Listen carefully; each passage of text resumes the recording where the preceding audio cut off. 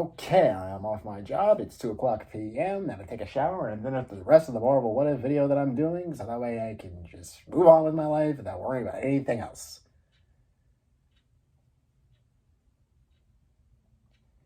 Son of a bitch. In early 2020, Marvel announced they were going to be doing TV shows to coincide with the release of Disney Plus alongside their plans for Phase 4. The show's lineup included WandaVision, Falcon and the Winter Soldier, Hawkeye, and Marvel's What If. And after seeing the teaser trailer for What If, showing what the future series had to offer, I was excited. Seeing all these concepts and ideas being made for the show, and the fact that the series itself was going to be released by the cast of the MCU was also a huge plus, no pun intended. So last month, after binging both Falcon and the Winter Soldier and Loki, I clicked on the first episode, and I was confused about it. I wasn't upset, disappointed, or anything of the sort, just confused. But I decided to watch on weekly, and figured now would be a good time to talk about the series so far, and my personal thoughts. Side note, this is only going to be covering the first 4 episodes, as by the time of this recording, there have only been 4 episodes released. But I do have a few things to say before we start. First of all, there's not going to be any restraint on spoilers, so let's get that out of the way, because I'm not holding back on anything. Secondly, my thoughts on these episodes will differ from good and utterly bad decisions made by the show. And if any of your opinions differ from yours, that's fine, because my opinions matter less than yours at the end of the day. Now, with all that being said, let's get started and talk about Marvel Studios' What If.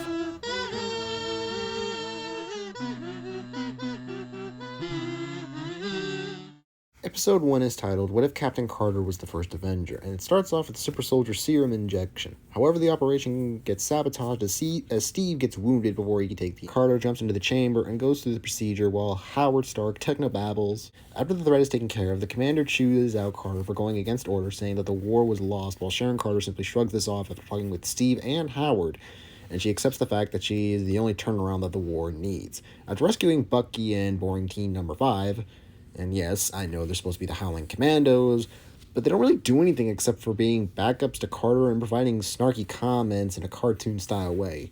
I mean, granted, this is a cartoon, but even still, this felt more like a cartoon instead of a show based on a popular movie franchise. Anyway, Steve enters the war fighting in a Tesseract Power Hydra Stomper. And while I do like the concept, this is literally just a B-plot to pad out that Steve's still in this episode. I mean, to be fair, he still could have made a difference even without the armor, but I just don't like the idea of Iron Man being in World War II being executed like this. Anyway, sometime later they catch on that Red Skull is planning to use the Tesseract to open up a gateway to another dimension. But the plan has failed as the Hydra Stomper is used to overload the circuits, but the portal is still opened as a tentacle monster pops out. After using the Sword of Excalibur from the Black Knight, Captain Carter pushes the monster into the portal, and saying to Steve that she'll be right back. As a parallel to the first Avengers movie, and years go by, Nick Fury opens up the portals again as Captain Carter asks where Steve is, and Nick simply replies that the war is over. Overall, it's a solid first episode with some lovey-dovey romance to it, which is nice than what we got in the original movie. I mean, it's a bit cartoony for my taste, like I mentioned earlier, but I wouldn't say that this is a bad first episode. Far from it. But let's move on to episode 2. Now, before I actually get started with this, I want to make one thing abundantly clear. I'm aware that this is the last work Chadwick Boseman did before his death, and I felt like he delivered beautifully. But I just didn't like What If T'Challa was Star-Lord. I just didn't like this episode. The story starts out with T'Challa talking with his father when they would open up Wakanda, the world, with his father saying that the world is filled with nothing but war and he'll see it soon enough. Later in the night, he takes a walk out into the fields and gets abducted by the Avengers, saying that they confused him for Peter Quill. Yondu scolds the crew, but accepts T'Challa anyway to explore the galaxy.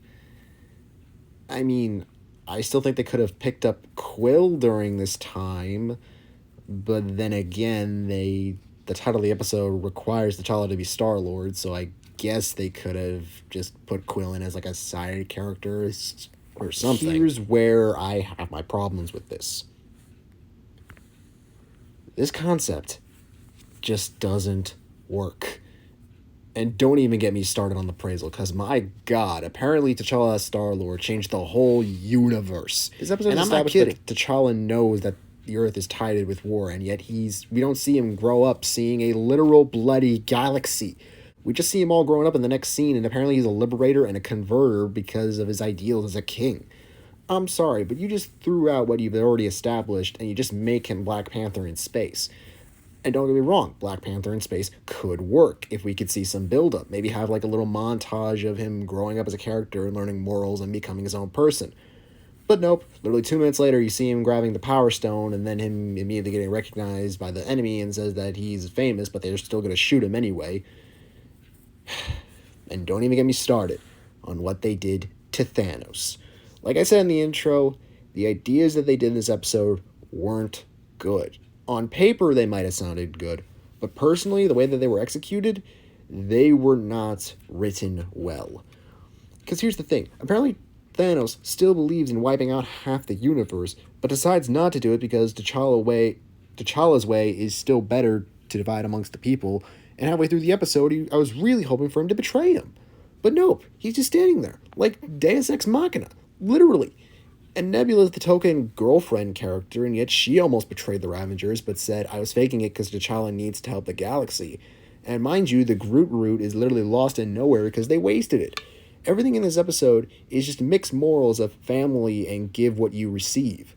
I was very disappointed in this episode's plot, but I did like the way it was animated and some of the action scenes. And T'Challa realizing that he was just taken away from his family when his family were trying to look for him was a touchy moment. I enjoyed all of that. But it was sad to see all of that get thrown out the window, and apparently it was also part of some sort of master plan to get the Groot root from nowhere. And like I said, the whole Peter Quill plot was immediately dropped the second they mentioned it because it's only brought up again in the last 2 minutes of the episode. Even the Watcher says, oh, yeah, Ego's going to destroy the planet because he found Peter Quill. But that's how the story ends. I mean, I don't hate this episode. It's just mildly disappointing. Anyways, moving on to episode 3. Episode 3 is sort of what you get when you put the Marvel Ruins comic into a 20 to 30 minute episode. Because everything you think that couldn't go wrong, goes wrong. Tony gets murdered. When the editor, he was given a 9-man 2. Thor gets shot down by an arrow from Hawkeye. Hawkeye dies from suffocation. Hulk literally blows up like a goddamn Party City balloon. And Black Widow dies like a badass when she's found out the mystery, while Fury is trying to end with the killer. And Loki's coming in for an invasion, so they don't have that much time. And it's a very bleak moment, too. So much so that he almost grabs the pager from the Captain Marvel movie in his last hope. Hope being the key word here, as he meets the killer over the tombstone of Hope Van Dyne. Yellow Jacket. Oh my god, this was a good twist. Because not only do we see an already washed-up scientist go over the deep end, but we see him turn into a cold-blooded killing machine after losing his whole family. And while things do appear to have a happy ending, Loki still invades as Fury monologues saying that the ones that will be avenged and at the Avengers Initiative will still work, as he summons the Captain. Marvel in America. Yeah, overall, just a really great episode. And I know that I don't have much to say about this episode, mostly because I just don't have any complaints about it. It's well-paced, it's got plenty of action, it's just overall a really great series. And episode 4 continues on that concept of what could go wrong, goes wrong. Because here's the thing, at first I was confused by the title of the next episode, What If Strange Lost His Heart Instead of His Hands?